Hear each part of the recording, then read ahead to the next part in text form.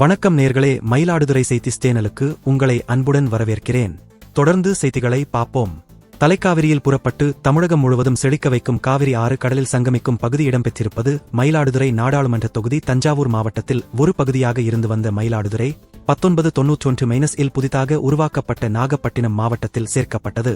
மயிலாடுதுறை, சீர்காழி, தனி, பூம்புகார், கும்பகோணம், திருவிடைமருதூர், பாபநாசம் ஆகிய 6 சட்டமன்ற தொகுதிகளை உள்ளடக்கிய நாடாளுமன்ற தொகுதி இது. காவிரி பாசன விவசாய பகுதியான இந்த தொகுதி முழுக்க விவசாயத்தை மையமாக கொண்டு இயங்குகிறது. பெரிய அளவில் தொழில் வாய்ப்புகள் இல்லாத நிலையில் விவசாயமே இந்த பகுதியின் உயிர் மூச்சு. அரிசி, தேங்காய் பிரதான விளைபொருட்கள். காவிரியில் நீர்வரத்து இல்லாத காலங்களில் நிலத்தடி நீரை நம்பி விவசாயம் நடைபெற்று வருகிறது.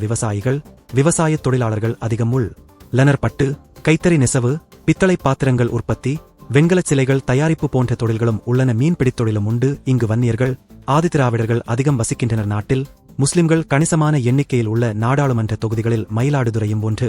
அரசியலை பொறுத்தவரையில் காங்கிரஸ் கட்சியின் மூத்த தலைவர் மணிசங்கர் ஐயர் நீண்டகாலமாக எம்பியாக இருந்த தொகுதி வழக்கமாகவே காங்கிரஸ் பாரம்பரிய தொகுதியாகவே இருந்துள்ளது. எனினும் அதிமுக மற்றும் திமுக-வின் ஆதரவுடனேயே காங்கிரஸ் அதிக முறை வென்றுள்ளது. பாமக-வுக்கு ஓரளவு வாக்கு வங்கி உள்ள தொகுதி இது. மயிலாடுதுறை மக்களவைத் தொகுதியில் கடந்த 1951ஆம் ஆண்டு முதல் தேர்தல் நடைபெற்று வருகிறது. 28 ஆண்டுகளுக்குப் பிறகு 2019ஆம் ஆண்டுதான் திமுக இந்த தொகுதியில் நேரடியாக களம் கண்டது. மயிலாடுதுறை தொகுதி மொத்த வாக்காளர்கள் எண்ணிக்கை 15,38,351 ஆகும். ஆண் வாக்காளர்கள் 7,56,846, பெண் வாக்காளர்கள் 7,81,436. மூன்றாம் பாலின வாக்காளர்கள் 69 பேரும் வாக்களிக்க தகுதியானவர்களாக இருக்கின்றனர். இந்த தொகுதியில் வெற்றி வாய்ப்பை தீர்மானிக்கக்கூடிய இடத்தில் பெண் வாக்காளர்கள் அதிகளவில் இருக்கின்றனர். மயிலாடுதுறை தொகுதியை பொறுத்தவரை மயிலாடுதுறை விழுப்புரம் அகல ரயில் பாதை பணி, விவசாயம், நெசவுத் தொழில் போன்றவற்றை மேம்படுத்த நடவடிக்கை எடுப்பேன் என்றும் மயிலாடுதுறை தொகுதியை தொழிற்பேட்டையாக ஆக்குவேன் என்று வேட்பாளர்கள் வாக்குறுதி அளித்தனர். இதில் மயிலாடுதுறை விழுப்புரம் அகல ரயில் பாதை பணி முடிவடைந்து விட்டது. ஆனால் மயிலாடுதுறை தொழிற்பேட்டையாக மாறவில்லை. மயிலாடுதுறை நாடாளுமன்ற தொகுதியில் அதிமுக வேட்பாளராக மயிலாடுதுறை மாவட்ட செயலாளர் பவன்ராஜின் மகன் பாபு போட்டியிடுகின்றார்.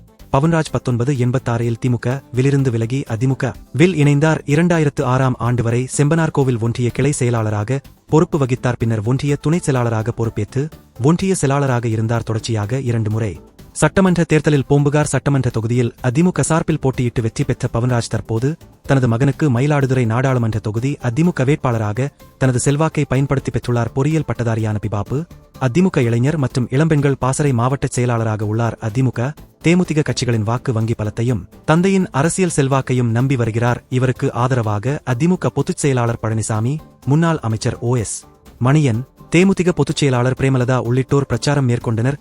தன்னை வெற்றி பெறச் செய்தால் மயிலாடுதுறை தரங்கம்பாடி இடையே மீண்டும் ரயில் போக்குவரத்து தொடங்குவதற்கான முயற்சிகள் மேற்கொள்ளப்படும் என்ற வாக்குறுதியுடன் இலையை துளிர்க்க வைக்க போராடிக் கொண்டிருக்கின்றார். மயிலாடுதுறையில் அதிமுக-வை எதிர்த்து நேரடியாக திமுக போட்டியிடாத நிலையில் திமுக கூட்டணியைச் சேர்ந்த காங்கிரஸ் கட்சி மயிலாடுதுறை நாடாளுமன்ற தொகுதியில் களம் காண்கிறது. மயிலாடுதுறை சட்டமன்ற தொகுதியில் காங்கிரஸ் கட்சியைச் சேர்ந்த ராஜ்குமார் சட்டமன்ற உறுப்பினராக இருந்து வரும் நிலையில் மீண்டும் நாடாளுமன்ற தொகுதியும் காங்கிரசுக்கு ஒதுக்கப்பட்டதால் திமுக-வினர் மத்தியில் அதிருப்தி நிலவினாலும் காங்கிரஸ் கட்சிக்காக தற்போது சுறுசுறுப்புடன் தேர்தல் பணிகளில் ஆர்வம் காட்டி வருகின்றனர். திருவள்ளுவர் மாவட்டம் கும்மிடிப்பூண்டியைச் சேர்ந்த ராமகிருஷ்ணன் என்பவரின் 45 வயதான மகள் சுதா ராமகிருஷ்ணன் வழக்கறிஞரான இவர் சென்னை உயர்நீதிமன்றத்தில் வழக்கறிஞராக பணியாற்றி வருகிறார். காங்கிரஸ் கட்சியைச் சேர்ந்த இவர் கடந்த 2020ஆம் ஆண்டு முதல் தமிழக மகிழா காங்கிரஸ் கட்சி தலைவராக பதவி வகித்து வருகிறார். கன்னியாகுமரி முதல் காஷ்மீர் வரையிலான பாரத் ஜோடோ யாத்திரை முழுவதும் ராகுல் காந்தியுடன் வழக்கறிஞர் சுதா ராமகிருஷ்ணன் நடந்து சென்றுள்ளார் என்ற பெரும் பலத்துடனும் குறிப்பாக திமுக-வினரின் களப்பணியை நம்பி களமிறங்கியுள்ளார். இவருக்கு ஆதரவாக அமைச்சர்கள் அன்பில் மகேஷ் பொய்யாமொழி,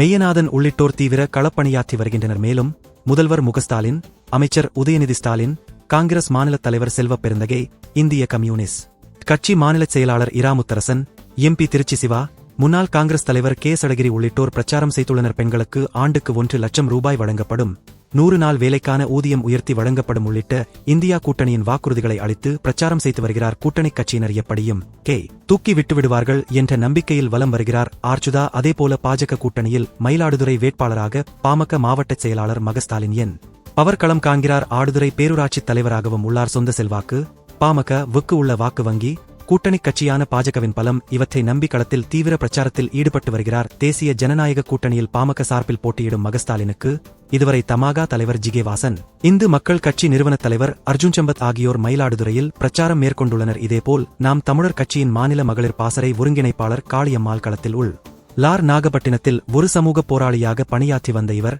கஜா புயலால் பாதிக்கப்பட்ட மக்களுக்கு உதவினார். அப்போது அவருக்கு நாம் தமிழர் கட்சியின் அறிமுகம் கிடைத்து பின் அதன் கொள்கைகளால் ஈர்க்கப்பட்டு அக்கட்சியில் சேர்ந்தவர். கடந்த 2019 வடசென்னை மக்களவைத் தொகுதியிலும் 2021 பூம்புகார் சட்டப்பேரவைத் தொகுதியிலும் போட்டியிட்ட அனுபவத்துடன் களத்தில் களமாடிக் கொண்டிருக்கின்றார். மக்கள் மத்தியில் தீவிர பேச்சாளராக, சமூக செயல்பாட்டாளராக அறியப்பட்ட இவர் திமுக, அதிமுக, பாஜக கட்சிகளின் செயல் பாடுகளை கடுமையாக விமர்சித்து பிரச்சாரம் மேற்கொண்டு வருகிறார். நாம் தமிழர் கட்சி பலம், மகளிர் பலம், மீனவர்கள் பலம் என களத்தில் குதித்திருந்தாலும் கணிசமான வாக்குகளை இவரும் பிரிக்கின்றார். இருப்பினும் இந்த தொகுதியை பொறுத்தவரை அதிமுக கூட்டணி, திமுக கூட்டணி இடையே கடும் போட்டி நிலவும் நிலையில் மயிலாடுதுறை காங்கிரஸ் கட்சி வேட்பாளர் சுதாவின் கை ஓங்கி இருக்கின்றது. நமது இந்த காணொளி இத்துடன் நிறைவடைகிறது. உலகம் முதல் உள்ளூர் வரை இன்றைய முக்கிய செய்திகள், அண்மைச் செய்திகள் அனைத்தையும் மயிலாடுதுறை டால்க் இணையதளத்தில் உடனுக்குடன் அறியலாம். உங்கள் ஆதரவை லைக், கமெண்ட், ஷேர் செய்து தொடரலாம். நன்றி, வணக்கம்.